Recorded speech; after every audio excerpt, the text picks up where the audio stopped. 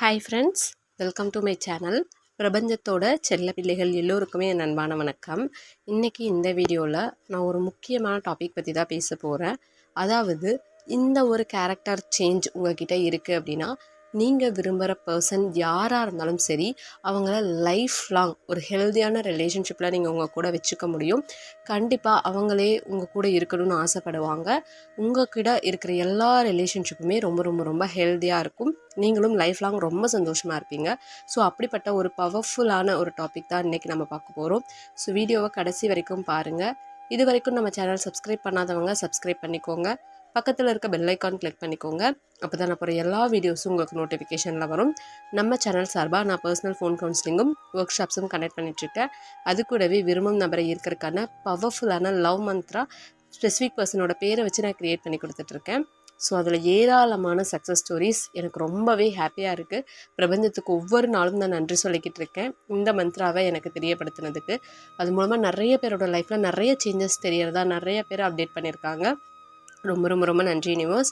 அது மட்டும் இல்லாமல் மிராக்கிள் ஒர்க் ஷாப்பான wolf workshop every Monday நம்ம கனெக்ட் பண்ணிகிட்ருக்கோம். ஸோ இது எல்லாத்துலேயுமே நீங்கள் ஜாயின் பண்ணணும்னு ஆசை இருக்குது அப்படின்னா எனக்கு வாட்ஸ்அப்பில் மெசேஜ் பண்ணுங்கள். நான் ஃபீஸ் டீட்டெயில்ஸ் ஷேர் பண்ணுறேன். உங்களுக்கு இன்ட்ரெஸ்ட் இருக்குது அப்படிங்கிற பட்சத்தில் நீங்கள் ஜாயின் பண்ணிக்கலாம். அதாவது நம்ம எல்லாருமே ரிலேஷன்ஷிப்புக்கு மேனிஃபெஸ்ட் பண்ணுறதாகட்டும், மற்ற விஷயங்கள் கெரியர், ஹெல்த், மணின்னு சொல்லிட்டு மற்ற விஷயங்கள் மேனிஃபெஸ்ட் பண்ணுறதாகட்டும், எல்லாத்துக்குமே பார்த்திங்கன்னா ஒரு அடிப்படையான விஷயம் என்னென்னா நம்மளுடைய positive mind set. So positive mind set அப்படிங்கிறது ரொம்ப ஈஸியாக நமக்கு வந்துடாது. ஏன்னா நம்ம ஒரு சமூகத்தில் வாழ்ந்துட்டுருக்கோம். அப்போ டெய்லியுமே நிறைய பேரை நம்ம பார்க்குறோம், தினமுமே நிறைய பேரை நம்ம சந்திக்கிறோம். ஸோ அவங்களோட எனர்ஜியும் நமக்கு அட்ராக்ட் ஆகும்.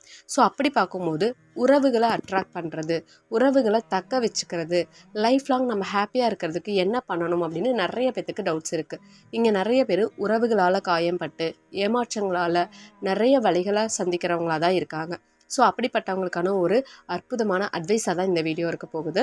அதாவது நான் சொல்ல போகிற இந்த கேரக்டர் உங்ககிட்ட இருக்கான்னு பாருங்கள்.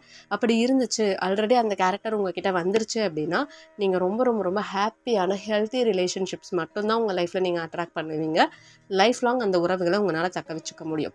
அது மட்டும் இல்லாமல் அந்த கேரக்டரை நீங்கள் கொண்டு வந்துட்டீங்க அப்படின்னா கெரியர், ஹெல்த்துன்னு சொல்லிட்டு எல்லாத்துலேயுமே உங்களால் நல்ல மாற்றங்களை கொண்டு வந்துக்க முடியும். ஏன்னா எல்லா கோலுமே நம்ம எதுக்காக மேனிஃபெஸ்ட் பண்ணணும்னு நினைக்கிறோம் அப்படின்னா சந்தோஷமாக வாழ்கிறதுக்காக தான். ஸோ ரிலேஷன்ஷிப் அப்படிங்கிறது நம்ம எதுக்காக அட்ராக்ட் பண்ணணும் அப்படின்னா ஹாப்பியாக வாழ்கிறதுக்காக தான். ஸோ இந்த கோலை எல்லாருமே ஃபஸ்ட்டு வைங்க. ஏன்னா இங்கே நிறைய பேர் என்ன சொல்கிறாங்க அப்படின்னா அவங்க இல்லாமல் என்னால் வாழவே முடியாது, அவங்களுக்கு என்னோடய வேல்யூவே புரியலை, என் ஃபீலிங்ஸை மதிக்கலைன்னு சொல்லி தான் நீங்கள் ஃபீல் பண்ணிகிட்ருக்கீங்க. ஆனால் உங்களை நீங்கள் மதிக்காததுனால தான் உங்கள் பர்சன் கிட்ட போய் நீங்கள் கெஞ்சிக்கிட்டு இருக்கீங்க. ஸோ உங்களுடைய அன்பை அவங்களுக்கு தெரியப்படுத்த நினைக்கிறது தப்பு கிடையாது. ஆனால் பேராகிராஃபாக மெசேஜஸ் அனுப்புறது, அவங்கக்கிட்ட போய் கெஞ்சுறது, அழுகிறது, அது எல்லாமே என்னென்னா உங்களை நீங்களே அவமானப்படுத்திக்கிற மாதிரி தான் இருக்கும். ஏன்னா உங்களை புரிஞ்ச யாருக்குமே உங்களுடைய எக்ஸ்ப்ளனேஷன் தேவைப்படாது. ஸோ உங்களுடைய செல்ஃப் லவ் குறைவாக இருக்கிறதுனால தான் இந்த இடத்துல நீங்கள் இன்னொருத்தர்கிட்ட அன்பை எதிர்பார்க்குறீங்க. ஸோ ஃபஸ்ட்டு கொஞ்சம் பொறுமையாக உங்களுடைய மனசை நிதானப்படுத்திக்கிட்டு உங்களுக்குள்ள சேஞ்சஸ் கொண்டு வாங்க. ஸோ அப்போ தான் உங்களோட பர்சனுக்கு நீங்கள் அட்ராக்டிவாக தெரிவிங்க. அப்படி இல்லாமல் நீங்கள் எவ்வளோ கெஞ்சினாலும் சரி, நீங்கள் எவ்வளோ புரிய வைக்க ட்ரை பண்ணாலும் சரி, அவங்களுக்கு புரியாது. ஒரு கட்டத்தில் அவங்க என்ன வேர்டு யூஸ் பண்ணுவாங்கன்னா, எனக்கு உன் மேலே ஃபீலிங்ஸே இல்லை, உன் கூட நான் வாழ்ந்தேன்னா கண்டிப்பாக என்னால் ஹாப்பியாக இருக்க முடியாது, உன்னையும் என்னால் ஹாப்பியாக வச்சுக்க முடியாது அப்படிங்கிற வேர்டு தான் யூஸ் பண்ணுவாங்க. இதை நிறையா பேர் கவுன்சிலிங்கில் சொல்கிறீங்க. இதுதான் காமனான விஷயமும் கூட. ஏன் அப்படின்னா இங்கே எல்லாருமே பயப்படுறோம். ஸோ பயங்கிற உணர்வு, ஏன்னா உண்மையான அன்பு நம்மளை விட்டு போயிருமோன்னு நீங்கள் ஏன் பயப்படுறீங்க அப்படின்னா அந்த அன்புக்கு தகுதியானவங்கிறத நீங்கள் முழுசாக நம்ப மாட்டேங்கிறீங்க. அதனால தான். அது மட்டும் இல்லாமல் சின்ன வயசுலேருந்து ஒரு ரிலேஷன்ஷிப்பை எப்படி நம்ம அட்ராக்ட் பண்ணணும், அந்த ரிலேஷன்ஷிப்பை எப்படி ஹெல்த்தியாக வச்சுக்கணும், ஹெல்த்தியான ரிலேஷன்ஷிப்பில் நம்ம எப்படி இருக்கணுங்கிறத யாருமே நமக்கு சொல்லிக் கொடுக்கறதில்ல. எல்லாருமே நல்ல வேலைக்கு போகணும், நல்லா படிக்கணும், நல்லா சம்பாதிக்கணும், நல்லா ஹாப்பியாக இருக்கணும்னு சொல்கிறோமே தவிர நல்ல மனுஷங்களோட ஹாப்பியாக ஹெல்த்தியான ரிலேஷன்ஷிப்பில் இருந்தால் தான் மற்ற எல்லாத்துக்குமே வேல்யூங்கிறத நமக்கு யாருமே சொல்லிக் கொடுக்கறதில்ல. உண்மையான அன்புன்னு சொல்லித்தரோம், ஆனால் அந்த உண்மையான அன்பே நம்மக்கிட்ட இருந்து தான் ஸ்டார்ட் ஆகுங்கிறதை யாருமே சொல்லித்தரதில்லை. இப்போ சின்ன வயசுலேயே பார்த்தீங்கன்னா எங்கள் அம்மாவை பார்த்தா எனக்கு கோவம் வரும். ஏன்னா எங்கள் அப்பா கூட அடிக்கடி சண்டை போட்டுட்டு எங்கள் பாட்டி வீட்டுக்கு கூட்டிகிட்டு போயிடுவாங்க. எங்கள் அப்பா என்ன பண்ணுவாங்க அப்படின்னு பார்த்தீங்கன்னா ஒரு 10 days அந்த மாதிரி வெயிட் பண்ணுவாங்க. வரல அப்படின்னா அவர் எங்கள் அம்மா கிட்ட கெஞ்சி அவங்கள வீட்டுக்கு கூட்டிகிட்டு போவாங்க. அப்போல்லாம் பார்த்தா என்ன அம்மா இப்படி பண்ணுறாங்க, எங்களை பற்றி கூட யோசிக்க மாட்டேங்கிறாங்களேன்னு சொல்லி இருக்கும். ஆனால் ஒரு கட்டத்துக்கு அப்புறம் தான் புரிஞ்சது அம்மா பண்ணுறது கரெக்டு தான். ஏன்னா அப்பா பண்ணுற சின்ன மிஸ்டேக்ஸுக்கு கூட அவங்க பனிஷ்மெண்ட் கொடுக்குறாங்க. அதனால் அப்பா அந்த தப்பை பண்ணாமல் இருக்கிறாங்கங்கிறது எனக்கு புரிஞ்சுது. நான் இப்போ கூட எங்கள் அம்மாக்கிட்ட சொல்லிட்டு இருந்தேன், அம்மா நீங்கள் கரெக்டாக தான் இருந்திருக்கீங்க, எனக்கு இப்போ தான் புரியுது எல்லாமே. அப்போ வளர வளர தான் நீங்கள் பண்ண எல்லாமே கரெக்டுன்னு எனக்கு தெரியுது. ஏன்னா நீங்கள் செல்ஃப் ரெஸ்பெக்டோடு இருந்திருக்கீங்க. அந்த செல்ஃப் ரெஸ்பெக்டை யாருக்காகவும் விட்டு கொடுக்காதீங்கம்மா. நானும் உங்களை மாதிரி தான் இருக்கணும்னு ஆசைப்பட்றேன்னு சொல்லி இப்போ எங்கள் அம்மா மாதிரி இருக்கணும்னு எனக்கு ஆசையாக இருக்குது. ஸோ இதை தான் நான் எல்லாருக்குமே சொல்லுவேன். யாராவது ஒருத்தர் உங்களை ரொம்ப லோவாக ட்ரீட் பண்ண ஆரம்பிக்கிறாங்க அப்படின்னா முளையிலேயே அது கிள்ளி எறியுங்க. அதாவது உங்களோட ஃபீலிங்ஸுக்கு அவங்க மதிப்பு கொடுக்கணும். அவங்களுக்கு தெளிவாக சொல்லி புரிய வைங்க. நீங்கள் பண்ணுற இந்த விஷயம் எனக்கு ஹர்ட் ஆகுது, நான் உங்களை ப்ளேம் பண்ணல, உங்களை குறை சொல்லலை, எனக்கு ஹர்ட் ஆகுதுன்னு உங்களுக்கு தெரியாமல் இருக்கலாம், அதுக்காக நான் இதை சொல்லி புரிய வைக்கிறேன் அப்படின்னு சொல்லுங்கள். அவங்க புரிஞ்சுக்கல அப்படின்னா உங்களுடைய கோவத்தை காட்டுங்க. கோவத்தை எப்படி காட்டணும்னா திட்டியோ ஆர்கியூ பண்ணியோ காட்டக்கூடாது, பேசாமல் இருக்கணும். நீங்கள் பேசாமல் இருக்கிற மௌனம் தான் அவங்களுக்கு அங்கே பனிஷ்மெண்ட்டாக இருக்கும். இங்கே நிறைய பேர் என்ன பண்ணுறோன்னா கோவத்தை காட்டணும்னு சொல்லி ஆர்கியூ பண்ணுறீங்க. ஆர்கியூ பண்ணுறதுனால என்ன ஆகுதுன்னா உங்கள் பாயிண்ட்டை கரெக்டுன்னு சொல்லி புரிய வைக்க தான் நீங்கள் ட்ரை பண்ணுறீங்களே தவிர உங்களுடைய எமோஷன்ஸ் அவங்களுக்கு புரியவே புரியாது. ஸோ உங்களோட சைலன்ஸ் தான் அவங்களுக்கு புரிய வைக்கும். ஓகே, இவங்க நம்ம லைஃப்பில் வேணும் அப்படின்னா இவங்களை இப்படி தான் ட்ரீட் பண்ணணும்னு அவங்களுக்கு தெரியும். ஒருவேளை அவங்க நமக்கு செட் ஆகுறாங்க அப்படின்னா நமக்கு ஏற்ற மாதிரி அவங்களே மாறுவாங்க. நம்ம சேஞ்ச் பண்ண தேவையில்லை. ஆனால் நமக்கு என்ன தேவை அப்படிங்கிறத தெளிவாக சொல்கிறதுக்கு ஒரு தைரியம் நமக்கு வேணும். இங்கே நிறைய பேர் என்ன பண்ணுறாங்கன்னா, இப்படி நான் சொல்லிட்டேன் அப்படின்னா அவங்களுக்கு என்னை பிடிக்காமல் போயிடுமோ, என்னை விட்டுட்டு போயிடுவாங்களோன்னு பயப்படுறீங்க. அந்த பயம்தான் உங்களை லோவாக ட்ரீட் பண்ண வைக்கிறதுக்கு நீங்கள் அவங்கள தூண்டுறீங்க. ஸோ உங்கள் ஸ்பெசிஃபிக் பர்சனை டாக்ஸிக் பர்சனாக மாற்றுறதே யாருன்னா நீங்கள் தான். ஸோ அவங்களா இருக்க விடுங்க. ஸோ அவங்கள அப்படியே நீங்கள் ஏற்றுக்க ட்ரை பண்ணுங்கள்.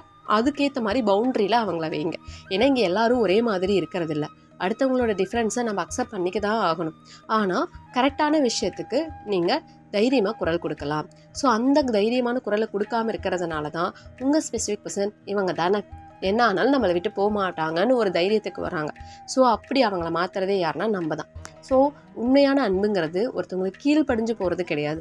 விட்டு கொடுத்து போகிறது தப்பில்லை, ஆனால் எல்லா டைமும் நம்மளே விட்டு கொடுத்து போகக்கூடாது. அவங்க தப்பு பண்ணுறாங்க அப்படின்னா அது தப்பு அப்படிங்கிறத நீங்கள் சொல்லி புரிய வைக்கணும். ஏன்னா இங்கே உணர்வுகள் அப்படிங்கிறது ரொம்ப ரொம்ப ரொம்ப முக்கியம். உங்கள் மனசு காயப்படுது அப்படின்னா உங்கள் உணர்வுகள் கொலை செய்யப்படுதுன்னு அர்த்தம். ஸோ ஒரு உணர்வுகளை கொல்றதும் கொலைகாரன் தான். அதனால் உங்கள் ஸ்பெசிஃபிக் பர்சனை தப்பானவங்கள நீங்கள் மாற்றிடாதீங்க. ஸோ அவங்கக்கிட்ட சொல்லி புரிய வைங்க. அப்படி அவங்க மதிக்கலை அப்படின்னா அவங்களுக்கு பவுண்ட்ரி செட் பண்ணுங்கள். என்ன மதிக்கலை அப்படின்னா நான் உங்ககிட்ட பேச மாட்டேங்கிறத காட்டுங்க. அப்போ தான் அவங்களுக்கு புரியும், அவங்களுமே அதை உணருவாங்க. ஏன்னா அவங்களுக்கு உண்மையாலுமே தெரியாமல் கூட இருக்கலாம். அதை விட்டுட்டு எனக்கு ஹர்ட் ஆகுது, எனக்கு கஷ்டமாக இருக்குது, எனக்கு வலிக்குதுன்னு உங்களுக்கு புரியலையா அப்படின்னு நீங்கள் கெஞ்சிக்கிட்டே இருந்தீங்கன்னா புரியாது. ஸோ நீங்கள் அமைதியாக இருங்க. அப்போ அவங்க கேட்பாங்க, ஏன் என்கிட்ட முன்ன மாதிரி பேசுறது இல்லைன்னு. அப்போ சொல்லி புரிய வைங்க. அதை விட்டுட்டு நீங்கள் கத்துறதுனால அங்கே எதுவுமே ஆக போகிறது கிடையாது. வார்த்தைகள் விட்டு சண்டை போடுறதுனால எதுவுமே ஆக போகிறது கிடையாது. அதனால் எல்லா மக்களுமே எல்லா உறவுகளையுமே சொல்கிறேன். அது உங்களுடைய அம்மா அப்பா ஆகட்டும், உங்களோட கூட பிறந்தவங்களாகட்டும், உங்கள் குழந்தைகளாகட்டும், உங்களுடைய வாழ்க்கை துணையாகட்டும், யாராக இருந்தாலும் சரி எல்லாருக்குமே ஒரு பவுண்டரி செட் பண்ணுங்கள். இங்கே உங்களுக்கு இருக்க வேண்டியது நீங்கள் தான்.